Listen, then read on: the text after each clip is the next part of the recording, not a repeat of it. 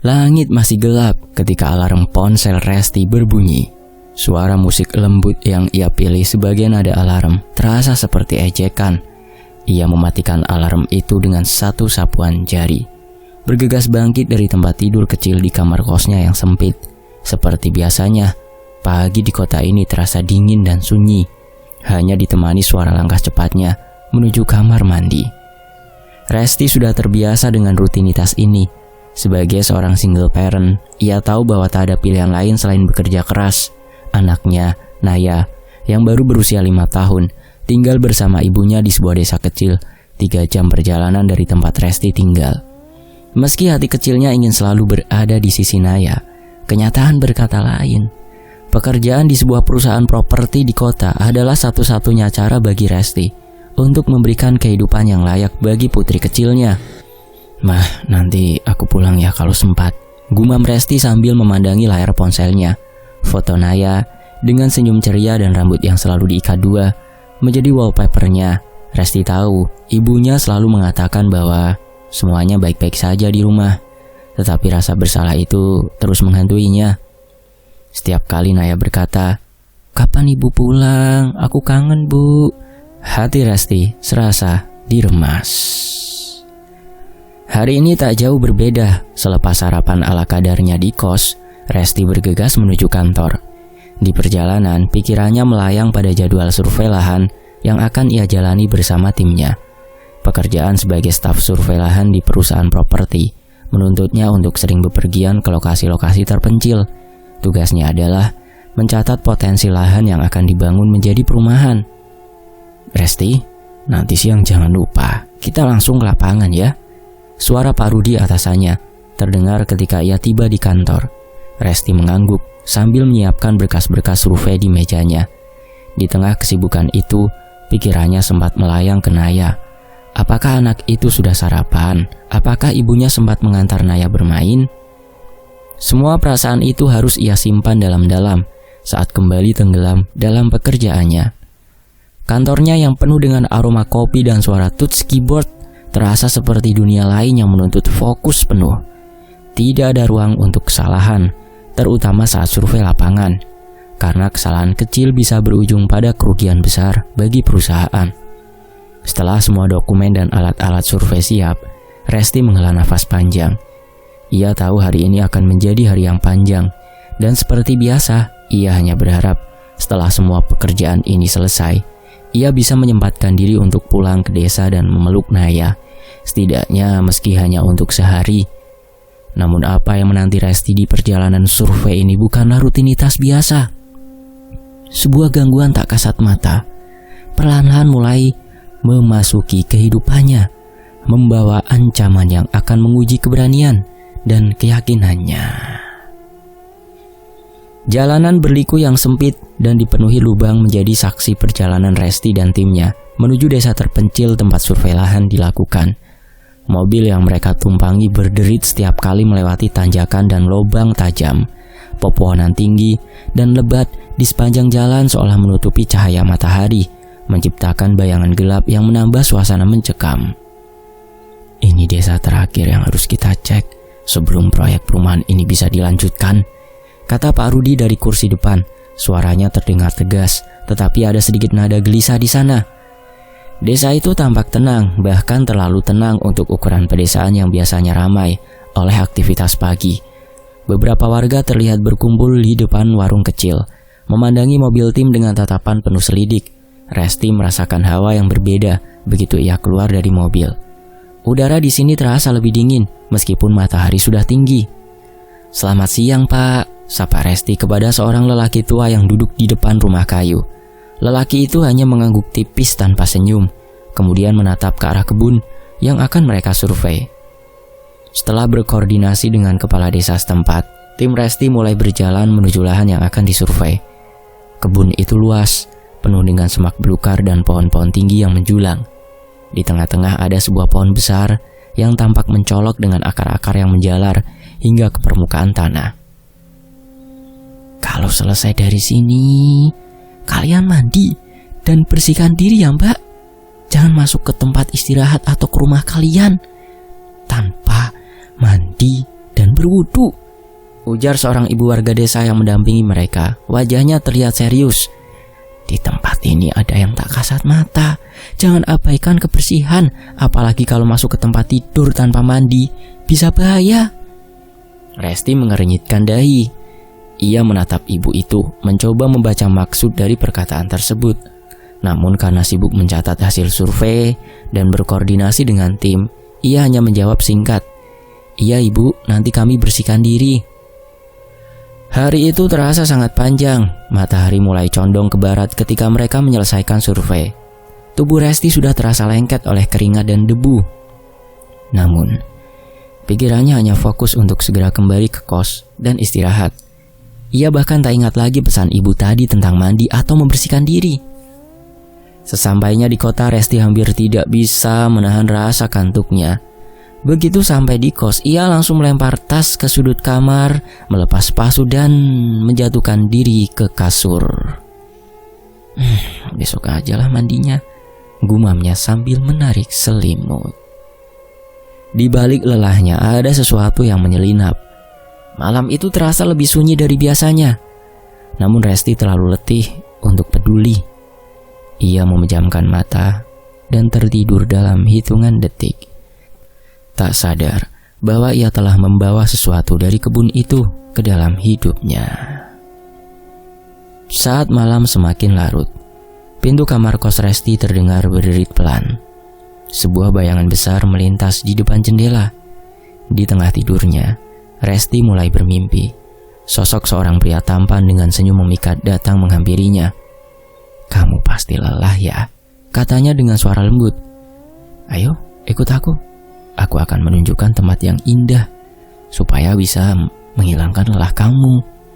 Dalam mimpi itu Resti merasa tubuhnya melayang, terbawa ke sebuah tempat asing yang penuh cahaya dan keindahan. Tetapi di balik kenyamanan itu ada sesuatu yang mencekam, sesuatu yang perlahan mendekat tanpa ia sadari. Malam itu Resti tidur lebih pulas dari biasanya. Tubuhnya terasa sangat lelah setelah perjalanan panjang dan pekerjaan survei yang menguras tenaga. Namun di tengah gelapnya malam, sesuatu yang tidak biasa menyelinap ke dalam mimpinya. Iya, dalam mimpi itu Resti berada di sebuah tempat yang luar biasa indah. Hamparan padang hijau yang luas, bunga-bunga warna-warni yang bermekaran, dan gemericik air terjun kecil yang jernih menciptakan suasana damai. Langit biru membentang tanpa awan, seolah memeluk dunia kecil itu dengan kehangatan. Di tengah pemandangan itu, seorang pria tampan berdiri, tersenyum kepadanya. Wajahnya bersih dengan rahang yang tegas dan mata yang memancarkan kehangatan. Rambutnya hitam legam, rapi, namun terkesan alami. Pria itu mengenakan pakaian sederhana berwarna putih, tetapi pesonanya seakan tak tertandingi. "Kamu cantik sekali," ujar pria itu dengan suara yang dalam dan menenangkan. Ia mendekat meraih tangan Resti dengan lembut. "Aku tahu kamu lelah. Aku ingin kamu merasa bahagia di sini."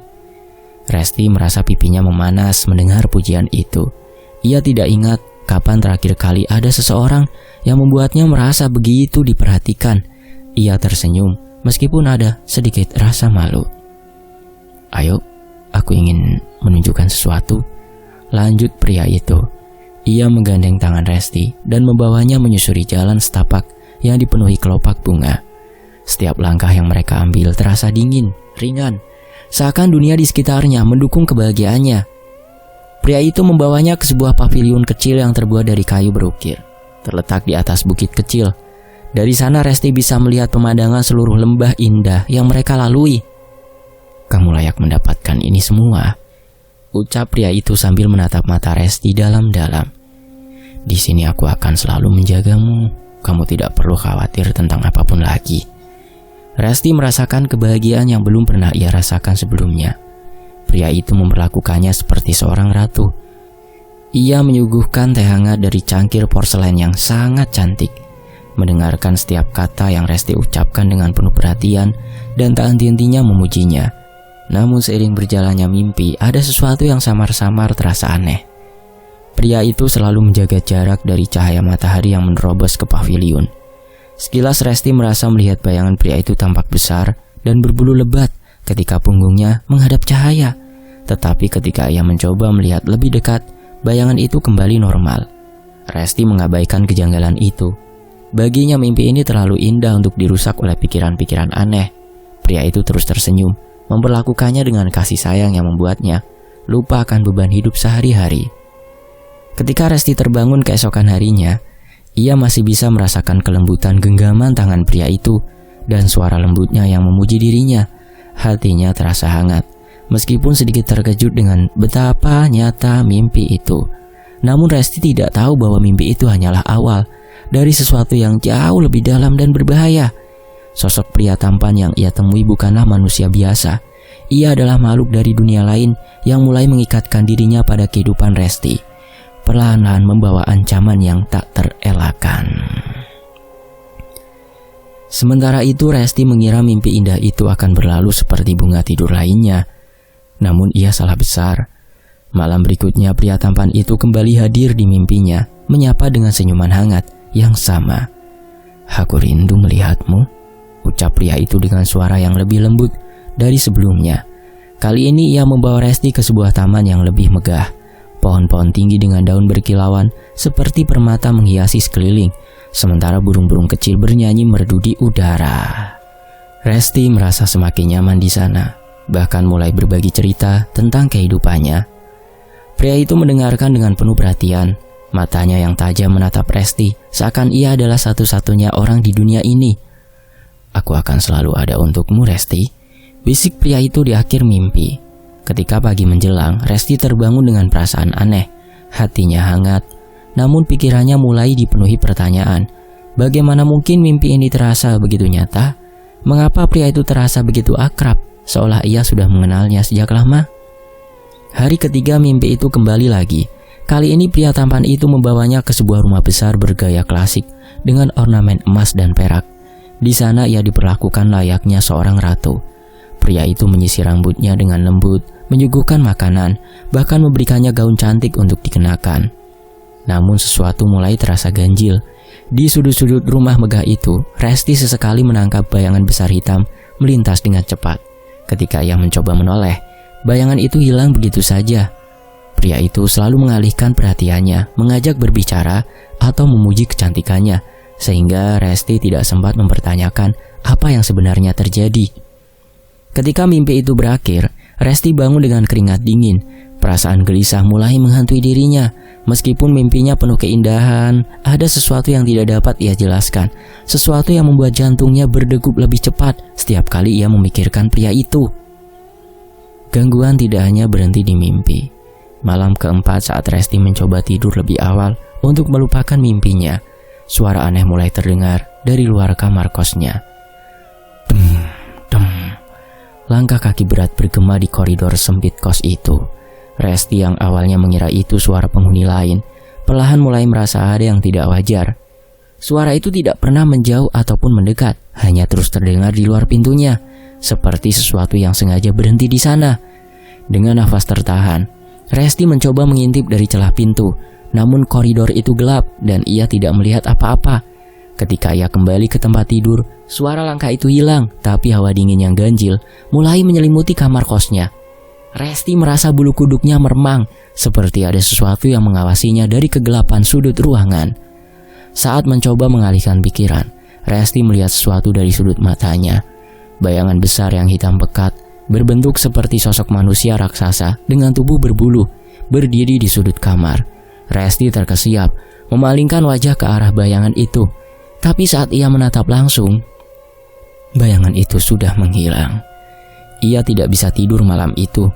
Pikiran tentang pria dalam mimpinya, langkah berat di koridor, dan bayangan besar itu terus mengganggunya. Resti mulai merasa ada sesuatu yang tidak wajar sedang mengintai hidupnya, sesuatu yang jauh lebih berbahaya daripada sekedar mimpi. Di sisi lain, setelah pulang kantor, Resti memutuskan untuk membersihkan dirinya setelah seharian bekerja. Tubuhnya terasa lengket karena udara panas dan lelah yang menumpuk. Ia memasuki kamar mandi kosnya yang sederhana, melepas semua pakaiannya, dan membuka keran air. Air dingin mengalir, memberikan sensasi segar yang membasuh tubuhnya. Namun saat ia membasuh wajahnya dengan kedua tangan, Resti tiba-tiba merasa ada yang tidak beres. Ia merasakan tatapan seperti ada sepasang mata yang mengawasinya dari kegelapan. Ia berhenti sejenak, memutar pandangan ke seluruh ruangan kecil itu. Kos kecil begini mana mungkin ada orang, pikir Resti mencoba menenangkan diri. Ia melanjutkan mandinya, tapi kali ini perasaan itu semakin nyata. Bulu kuduknya berdiri ketika ia merasa seperti ada yang menyentuhnya. Sentuhan lembut itu terasa di dadanya, bahkan menyenggol payudaranya. Bukan seperti tangan manusia, tapi lebih besar, kasar dan dingin. Siapa ini? Teriak Resti sambil meraih handuk dan membalut tubuhnya dengan panik. Tidak ada jawaban. Kamar mandi itu kosong. Namun hawa dingin yang aneh masih menyelimuti ruangan. Dengan cepat Resti menyelesaikan mandinya dan keluar dari kamar mandi dengan jantung berdegup kencang. Malam itu Resti mencoba tidur dengan lampu kamar menyala. Namun mimpi yang sama kembali menghampirinya. Ia berada di taman megah bersama pria tampan yang selalu hadir di mimpinya. Pria itu tersenyum, memegang tangan Resti dengan lembut. Kau terlalu tegang. Istirahatlah di sini. Aku akan membuatmu merasa lebih baik dan nyaman. Pria itu membimbingnya ke sebuah gazebo yang dihiasi kain putih berumbai. Di sana pria itu mulai memeluk Resti, membelai rambutnya, dan menatapnya dengan penuh gairah. Aku ingin bersamamu selamanya, bisik pria itu. Namun ketika pria itu mulai mencumbuinya, Resti merasa ada yang salah. Ciumannya terasa dingin, berbeda dengan mimpi-mimpi sebelumnya. Ketika pria itu mencoba lebih jauh, Resti mendorongnya. Tidak, aku tidak mau, teriak Resti. Sosok pria itu berhenti, namun senyumnya berubah menjadi seringai yang menyeramkan. Matanya yang semula hangat berubah menjadi merah menyala. Kau menolakku? Suaranya berat dan menggelegar. Resti mundur ketakutan, dan pria itu perlahan menunjukkan wujud aslinya. Tubuhnya berubah besar, berbulu lebat dan kulitnya hitam pekat.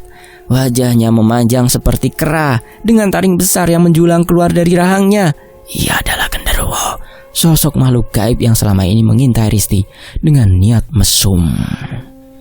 Genderuwo itu mendekat, tangannya yang besar terulur ke arah Resti. Namun dengan sekuat tenaga Resti mulai membaca doa yang ia ingat. Mulutnya bergetar, namun ia terus mengucapkannya meski penuh rasa takut.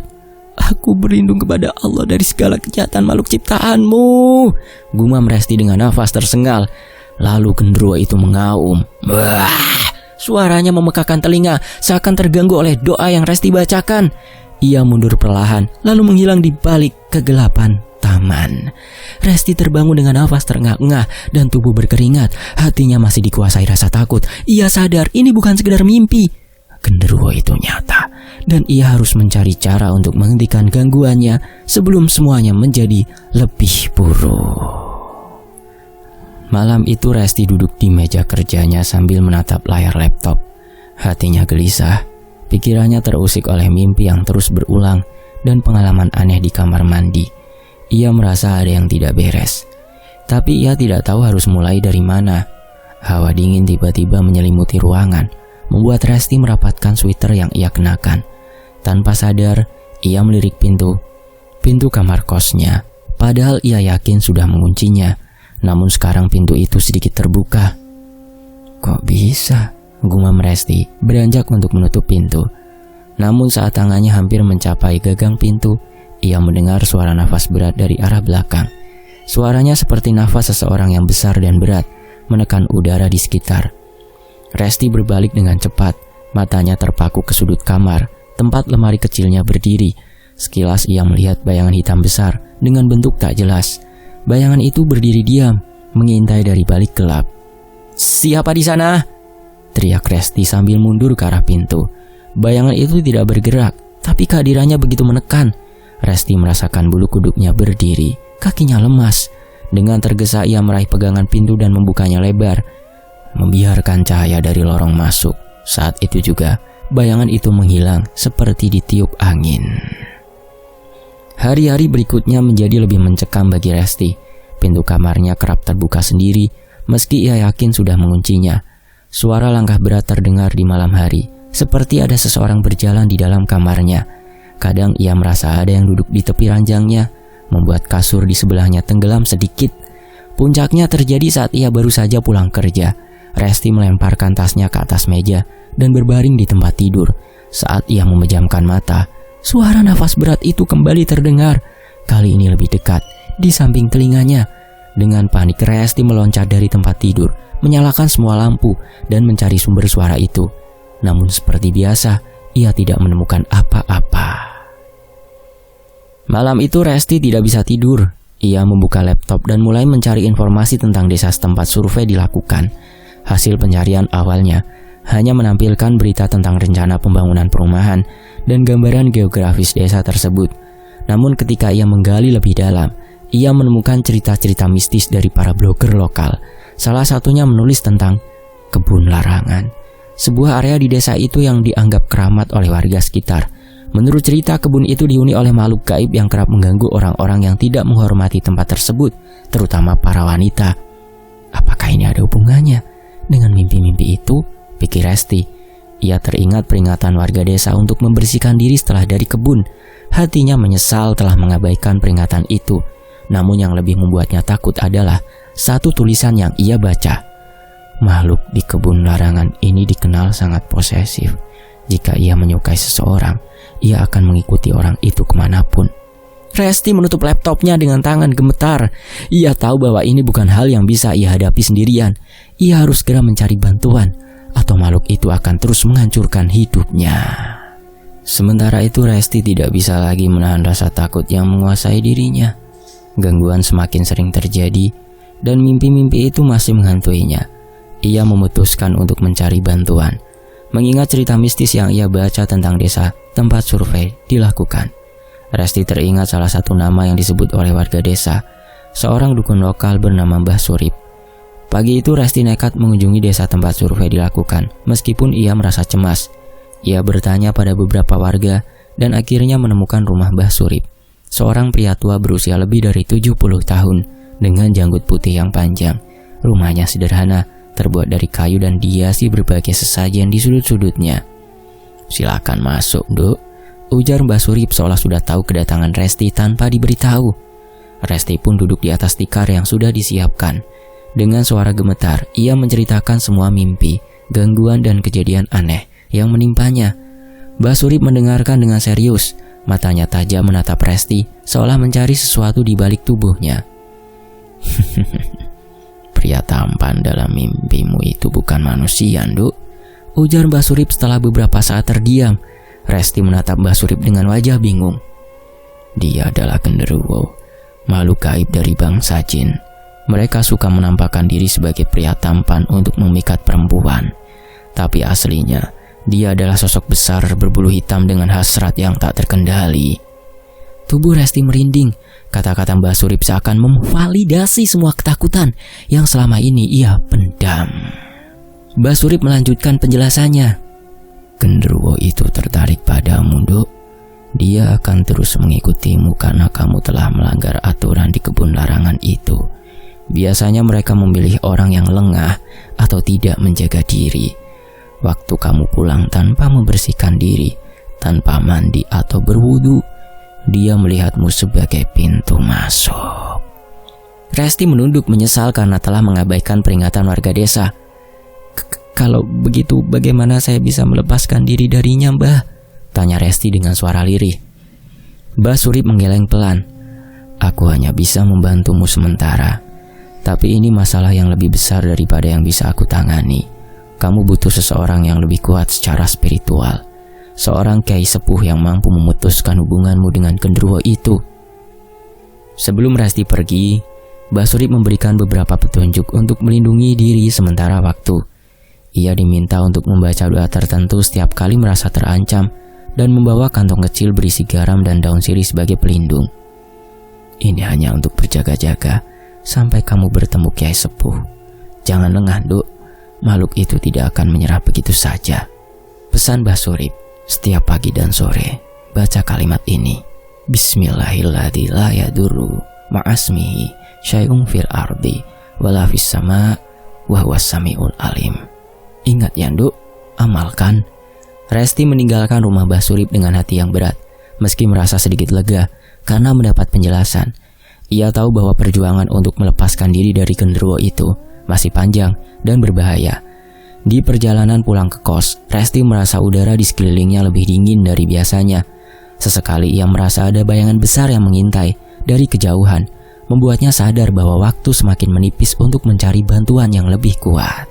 Pagi itu Resti memulai perjalanan ke sebuah desa yang terkenal dengan pengobatan spiritualnya. Desa ini berada di pinggiran kota dengan akses jalan cor yang di kiri kanannya terdapat sawah dan sungai. Ia telah mendapatkan alamat Kiai Rahman, seorang sepuh yang terkenal memiliki kemampuan mengatasi gangguan gaib yang berat. Saat tiba di rumah sederhana Kiai Rahman, suasananya terasa berbeda. Rumah itu dikelilingi oleh aroma wangi kemenyan dan tanaman-tanaman herbal yang ditanam di halaman. Resti merasa sedikit tenang meski hatinya masih dipenuhi rasa cemas. Seorang santri mempersilahkan Resti masuk ke ruang tamu, tempat Kiai Rahman sudah menunggu. Kiai Rahman adalah pria tua dengan janggut putih, sorot mata tajam, dan senyuman yang menenangkan.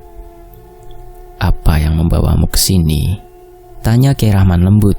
Resti dengan terisak menceritakan semua pengalaman mencekamnya, mulai dari mimpi-mimpi yang terus berulang hingga gangguan nyata yang membuatnya tidak bisa tidur.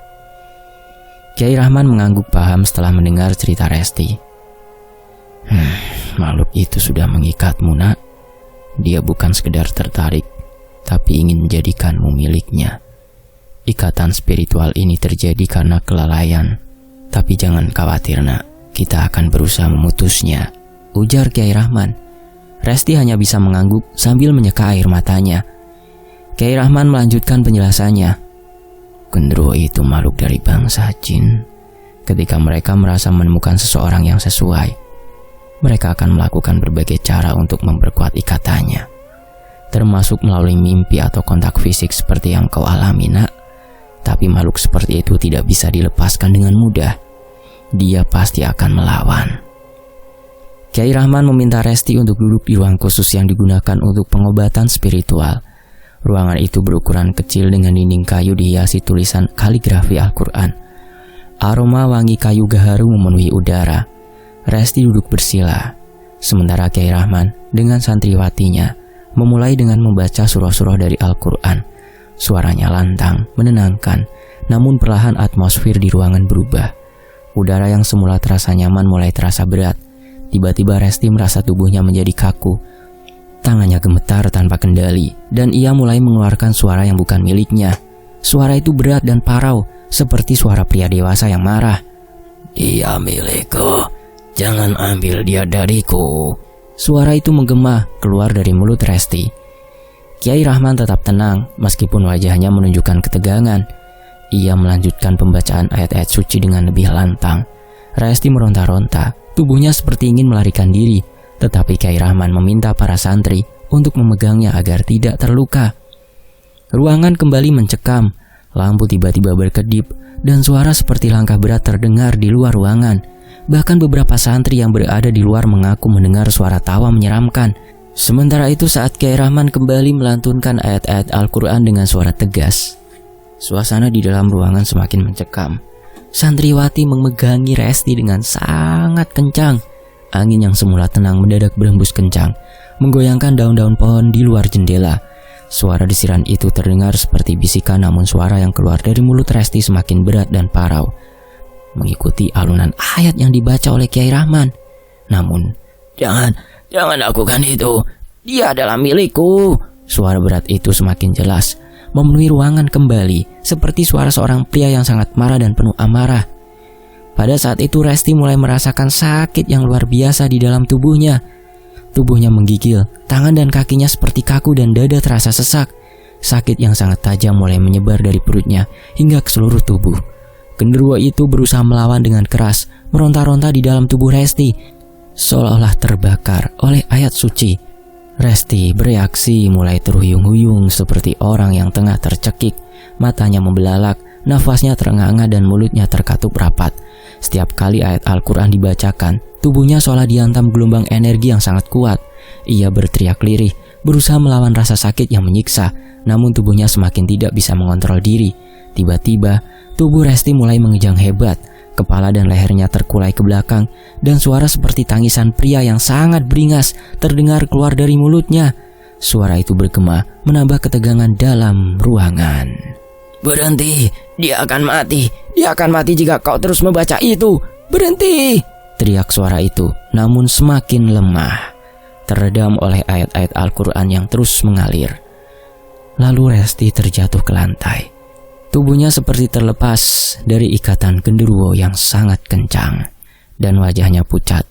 Pada saat itulah tubuhnya terkejut, muntah-muntah, keluar dengan kekuatan yang luar biasa.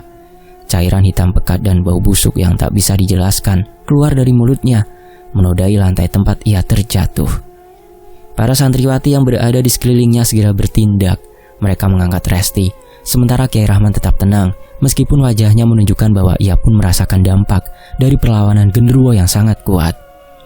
Kyai Rahman memberikan sedikit air putih kepada Resti, membasahi bibirnya dengan hati-hati. Resti meneguk perlahan, merasa sedikit lega meskipun tubuhnya masih terasa sangat lemah. Setelah itu, Kyai Rahman mengambil sisa air putih itu, menyuruh Resti untuk membasuhkan air itu ke wajah dirinya sendiri. Air segar yang membasahi wajahnya membawa sedikit kelegaan, memberikan sedikit rasa kesegaran. Resti merasa kelelahan. Lalu Kyai Rahman berkata, "Istirahatlah di sini, Nak. Santriwati akan menemanimu sampai tenagamu pulih. Dan setelah ini, amalkan zikir pagi dan sore, ya, Nak. Insya Allah, tali yang mengikatmu sudah putus." Selesai. Demikianlah sebuah kisah, semoga terhibur. Hati-hati ya, khususnya untuk para perempuan. Jangan lupa berdoa ketika mandi. Fakta Sejarah pamit, sampai jumpa di kisah lainnya. Wassalamualaikum, tetap di Fakta Sejarah. Alhamdulillah.